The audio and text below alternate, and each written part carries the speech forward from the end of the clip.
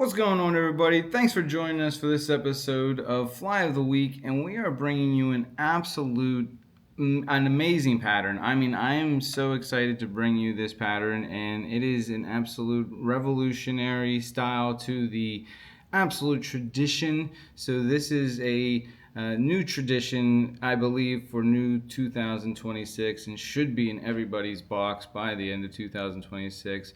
Should be the pheasant tail wrapped up with our microsynthetic curl in our chocolate, and it's copper and chocolate, which is definitely smashing for that substitute for the wrap up, which is going to be a definite durable body that will slay, and we're going to have a nice body for the underbody there is going to also stay true to the green peacock look, which is going to be in our, if I can find it here in my stuff, and I got everything, and it's in our black and green, and that's in our SMI dubbing. And you can grab all this stuff at aquaticimitations.com. And we're going to throw some lively legs on there, so shout out to lively legs, because definitely appreciate them. So we utilize them as often as possible here, and if you need them, we got them. So let's get this thing going, and we're using a size 14 jig style hook, and putting a 3.5 millimeter copper bead on here, and using my black thread. I am using size 70 denier and UTC, and I'm just gonna grab that, get rid of that. We're just throwing a little base down here for the my lively legs. Can't think real quick. And so we are using a extra small, and it's going to be a brown color, and definitely is looking true to a color for the nymph world out there. And so if you just kind of sometimes set that pattern right in front of you and let it roll over towards you and over top, it will seat right perfectly where you want it to be, and give it a little stretch so that body will stay where you want it. And if you again can position the body just a little bit towards you, and we'll keep everything nicely on top, give it a nice little stretch. And now that's probably going to be the most difficult part of this fly, and this is not an absolute must.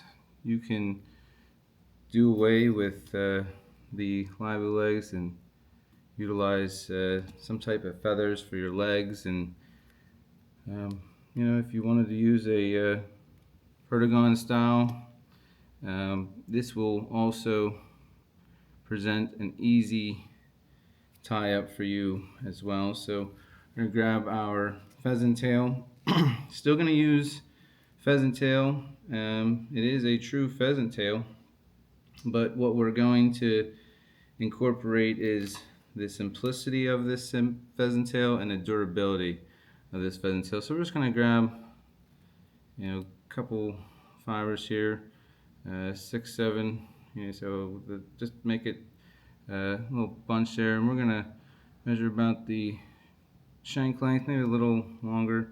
It's no problem having a little tail out there, but don't want to make it crazy, so we're just going to adjust it to be a nice proportion.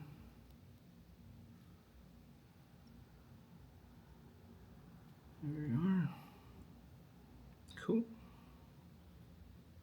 And then we're going to just snug and secure those down. And we're going to go one under here. Just keep those down. And what we're going to do then is we're going to work our way back up towards the body.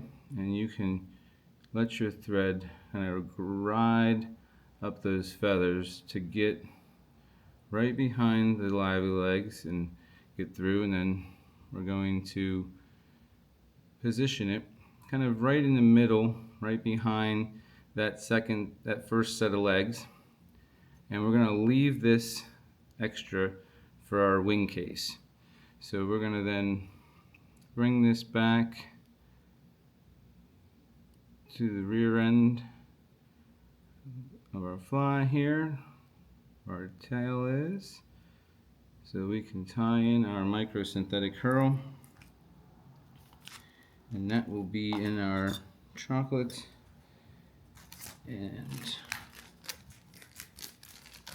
copper. And if this is your first time joining along with us, we appreciate you following along. Hit that subscribe button so we can keep you up to date with whatever we do, so we can keep you fresh to death with some new stuff that we have coming along. And if this is your normal pattern of following along with us, we appreciate you. Couldn't be doing this without you, nor would we want to, so thank you. And once you get that snugged on, we're just going to clean that up. We want this back to this abdomen and to really be nice and slender, just like a true pheasant tail. And then we're going to just take this microsynthetic curl, begin to nice closed wraps, and we'll bring it right up behind his legs, and we will continue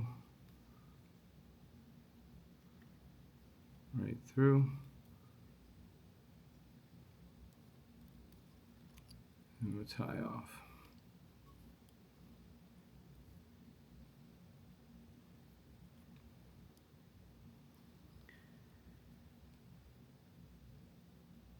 Perfect.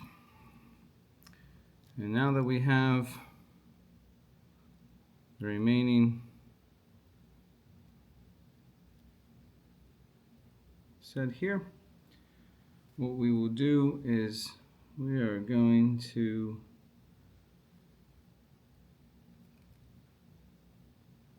dub up some of our black and green SMI dubbing, which I tell you in rant and rave, I rant and rave about all of our material. It is absolutely second to none.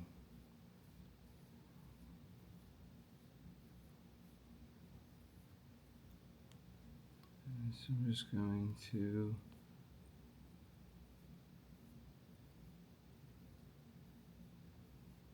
start from the bottom here, just work our way up the noodle.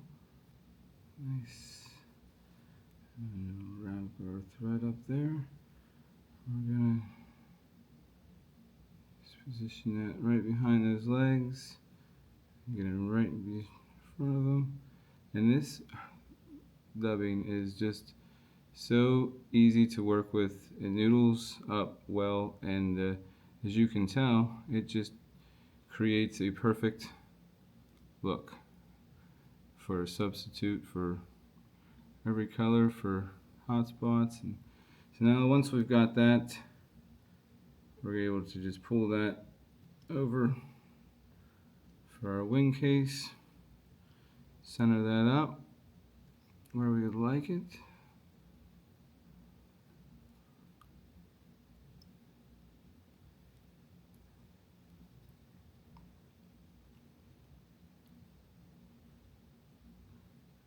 Tie that off.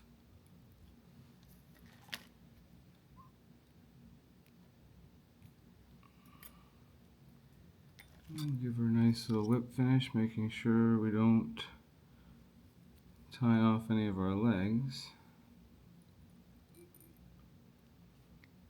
And if you have any of your favorite UV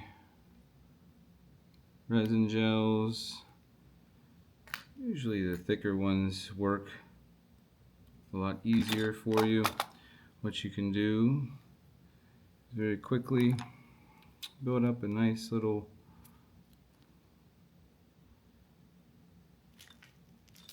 This little wing case there on the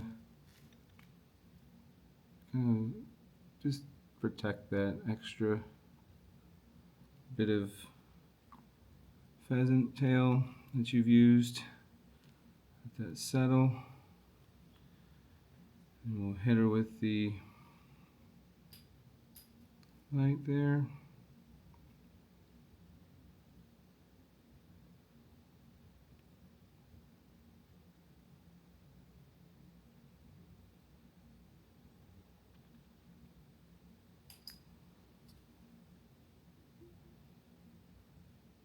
Perfect.